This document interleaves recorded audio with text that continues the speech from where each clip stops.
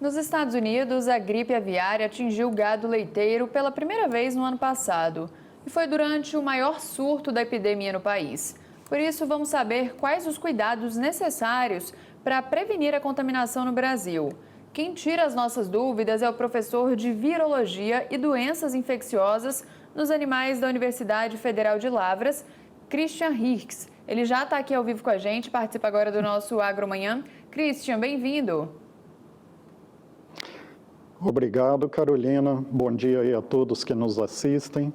Estou à disposição. Bom dia, maravilha. Vamos começar entendendo então, com a explicação do senhor, qual era o cenário da influenza nos Estados Unidos, quando houve essa infecção de vacas? Perfeito. A primeira coisa importante que a gente tem que entender, comparando ao Brasil, né, que a ocorrência da influenza aviária nos Estados Unidos, ela é muito frequente em função da presença de aves migratórias lá ao longo de várias partes do seu território. E esse efeito, ele favorece o contato dessas aves com os bovinos, né? Entretanto, o vírus influenza, ele se adaptou a aves norte-americanas e, nesse processo de adaptação, a sua incidência aumentou muito no rebanho. Consequentemente, no plantel de aves, né, domésticas. E, a partir daí, houve uma condição favorável à transmissão para outros mamíferos.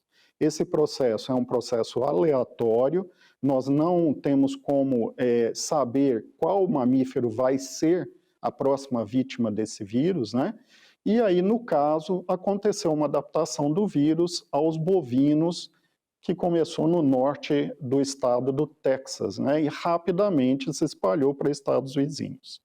E como que teve Esse ponto é importante. Oi, Pode continuar, pode complementar.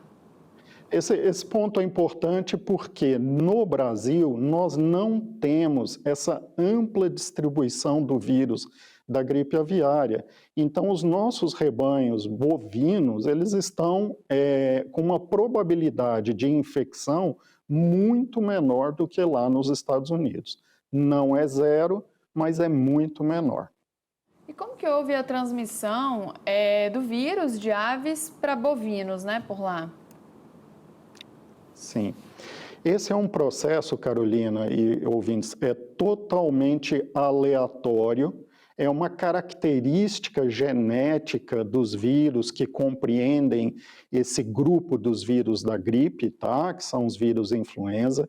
Eles sofrem mutações aleatórias e essas mutações que ocorrem no seu genoma, elas podem modificar a proteína que o vírus usa para se ligar às células do hospedeiro.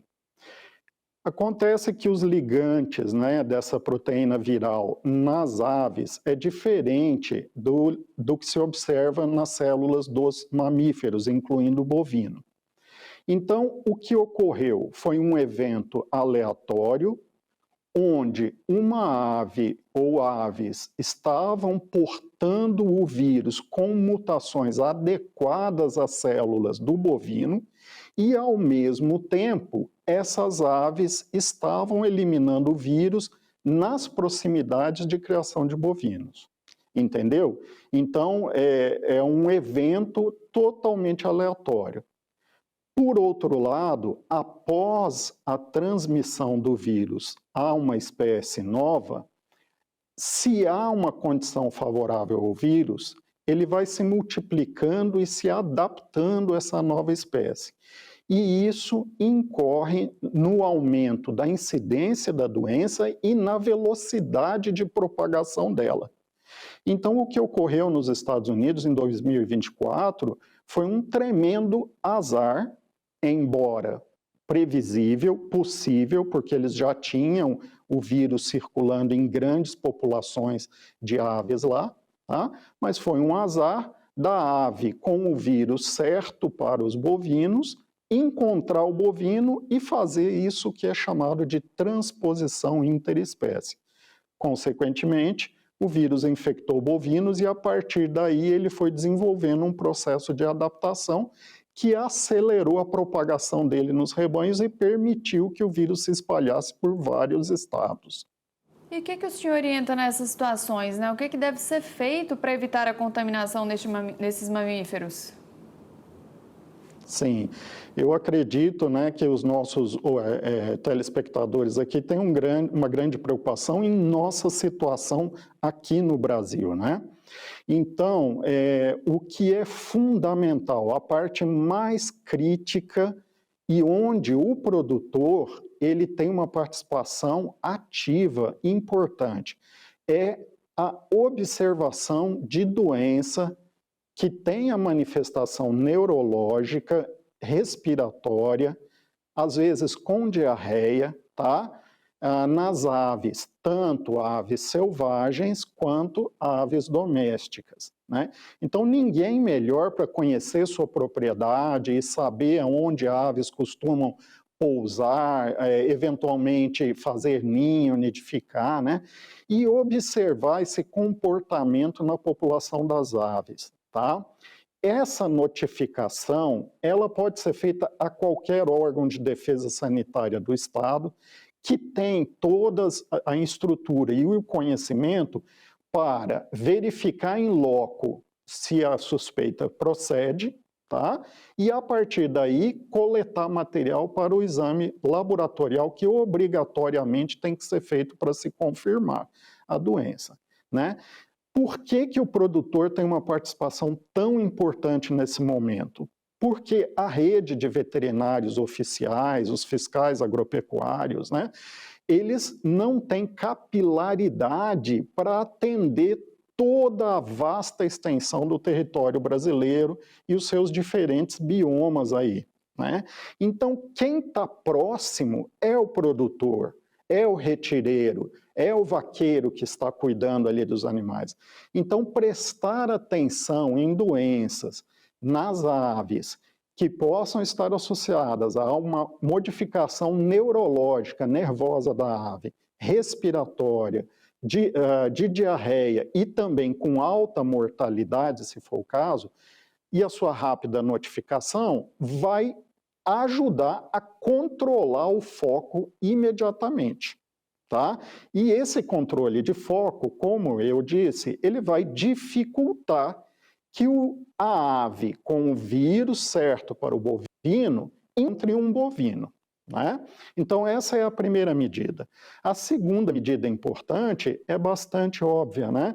Nós devemos evitar ao máximo que as aves selvagens e domésticas elas sejam acumuladas próximo da onde a gente cria os bovinos. Na nossa realidade, né, isso é muito difícil, porque muitas aves, elas buscam no alimento do bovino e, eventualmente, até nas fezes do bovino, a sua suplementação de alimento, porque ali elas encontram grãos, né? E essas aves que são granívoras, elas vão, então, ali no coxo dos animais, vão no chão do estábulo, né? Então, a gente faz isso na medida do possível. É adequado, então, manter distância do seu estábulo para galpões de granja, evitar o acúmulo no galpão de pombos e outras aves que costumam colonizar essas regiões, tá? Então, usar para isso aí telas e eventualmente, repelentes de animais na medida do possível, construir a estrutura física ou reformar a estrutura física, impedindo que esses animais construam ninhos nesses locais, já ajuda. Então, com isso, a gente reduz a presença das aves na proximidade do bovino. A partir daí, né, uma medida efetiva, específica, ainda não está indicada para o Brasil, que seria, eventualmente, a gente vacinar animais, tá? Então, isso aqui no Brasil não está ainda no momento de ser conjecturado. Professor, acho que falamos um pouquinho aqui sobre o panorama geral, né? Agradeço a disponibilidade do senhor por estar aqui ao vivo com a gente, né, no AgroMais no Terra Viva. Obrigada mais uma vez e qualquer oportunidade, então, as portas estão abertas para o senhor falar aqui com a gente de novo, viu? Eu que agradeço a oportunidade.